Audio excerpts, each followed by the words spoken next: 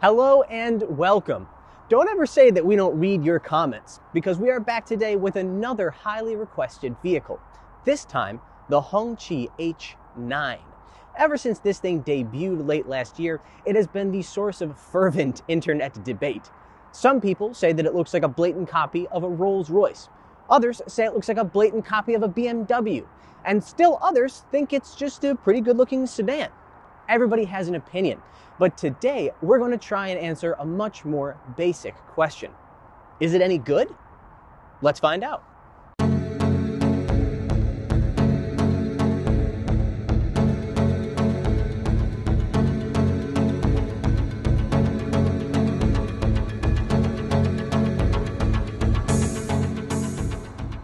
If we're going to talk about the exterior design on this car, we have to start by addressing the elephant in the room. Ever since this thing debuted, everybody and their mother has been commenting about how it looks like this car or that car. And to those people, I say, you're right. You're absolutely right. It looks like a mashup between a Rolls-Royce Ghost and a BMW 7 Series. That can be explained in part, at least, by the fact that back in 2018, Hongqi hired none other than Giles Taylor, former head of design for Rolls-Royce and one of the people behind the modern design language for the brand. The thing is, design and development for this vehicle started in 2017, and credit for this design goes to a Chinese designer that works for Hongqi. So, while I think that Giles Taylor probably had some input on it, it's safe to say that Hongqi always planned on evoking the Rolls-Royce style.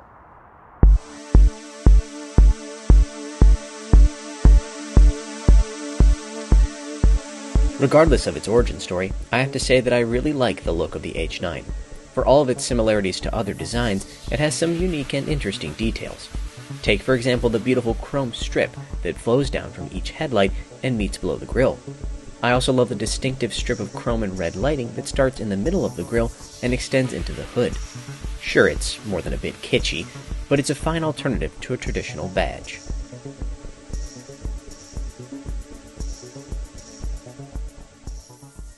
The side profile of the H9 is also quite fetching, starting with this beautiful long hood and working its way down to a gentle slope here on the rear. Speaking of the rear, I have a feeling it's going to be the source of some controversy. I think it looks like a Cadillac CT5, and I think it looks pretty good, but it will probably have its detractors. Speaking of which, let's talk about this awesome two-tone gold and purple paint job. As I just said, I really like it. I think it looks pretty cool, and it's obviously supposed to elicit thoughts of Mercedes-Benz S-Classes.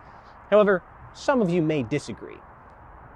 On a more practical note, rear trunk space on the H9 measures about 370 liters. That's a far cry from the 510 liters you would find in a Mercedes-Benz S-Class, despite the very similar wheelbase and length.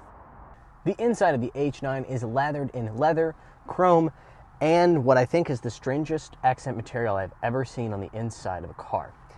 The pattern lies somewhere between wood, marble, and a peppermint stick. Still, I like it more than piano black plastic, which is also very prevalent, like here on the dashboard and here on the center console. Overall, it reminds me a lot of something like a Mercedes-Benz E-Class, which I don't mind, because I like the integrated look of the screens in this one, as opposed to the stuck-on-the-dashboard tablet look that's more and more common in cars today. A couple of small details that I want to point out. This is a private owner car, and he's decided that he's going to put some kind of plastic film all over the interior parts here to protect the piano black material. Not a great look, in my opinion. The other problem is not the owner's fault. This is from the factory. There are a few places where the craftsmanship, the finishing, I should say, is not quite up to what I consider a good standard. The materials, for example, here on the dash could be a little bit softer. But overall, these are small nitpicks. The similarities to Mercedes-Benz only serve to draw attention to the fact that interior material quality is only passable. I do like the red strip running down the dashboard, which continues on the center armrest. The result is what I would consider a pretty cohesive design.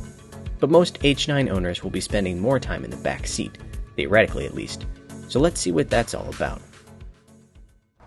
First, let's talk about what you don't get. This is a mid-spec version, which means that it lacks the refrigerator, infotainment screens in the backrests, and the massaging seats that you would get in the higher spec version. What you do get are 2 USB ports, AC controls here, and then also some adjustability for the seats, including lean, the headrests, and the passenger seat up here as well. This mid-spec version does have a lot of blanks here on this center armrest, which isn't particularly good looking. Oh, the other thing you get is tons of legroom, but you would expect that in a car that measures 5 meters in length.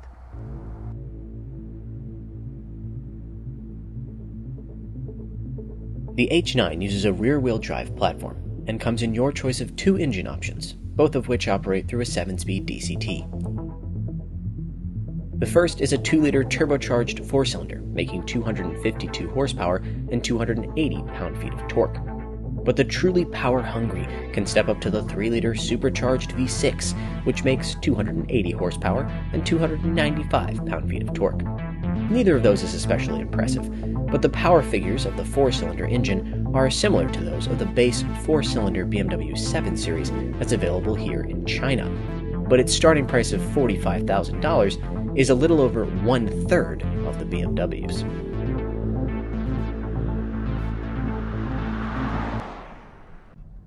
So it's a third of the price, but does that mean that it offers a third of the performance and comfort as well?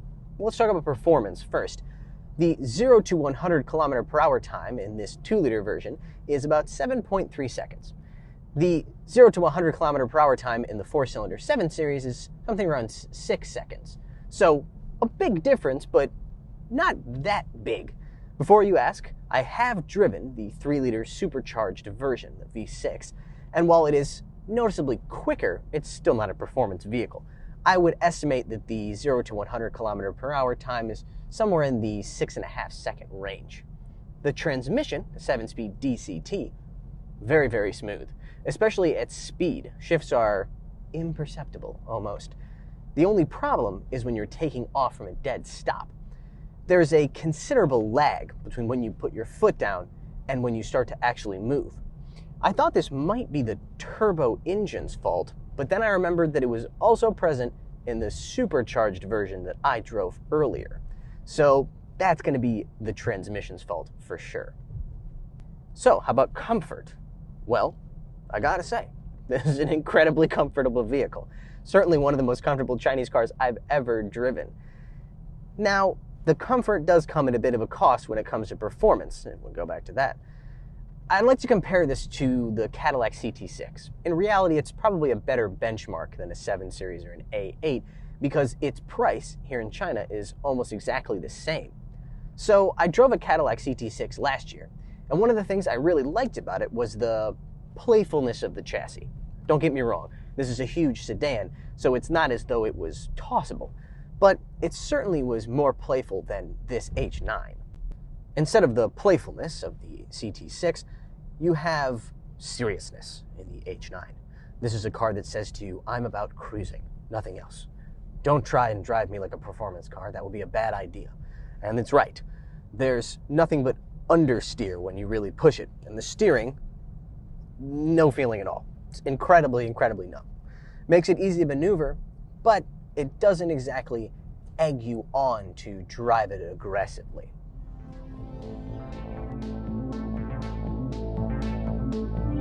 Still, the lack of athleticism doesn't diverge from the basic character of the car.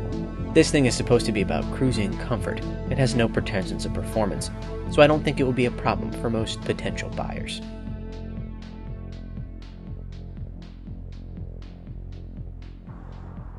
Presence is a term that I think is often misapplied to vehicles that are simply huge. To me, it refers to something that commands a certain level of attention and respect as it moves down the road. Examples include the Mercedes-Benz S-Class, Cadillacs of the 60s and 70s, and yes, pretty much anything from Rolls-Royce. Love it or hate it, the H9 has presence, and that is a feat in and of itself. Does it borrow from other brands in order to make that happen? Oh yeah, it absolutely does. And I personally would have preferred that they blazed a completely new path in terms of the design. But at the end of the day, I think it has enough unique design features and elements to stand on its own. All right, that's going to be all for today. Thanks for watching.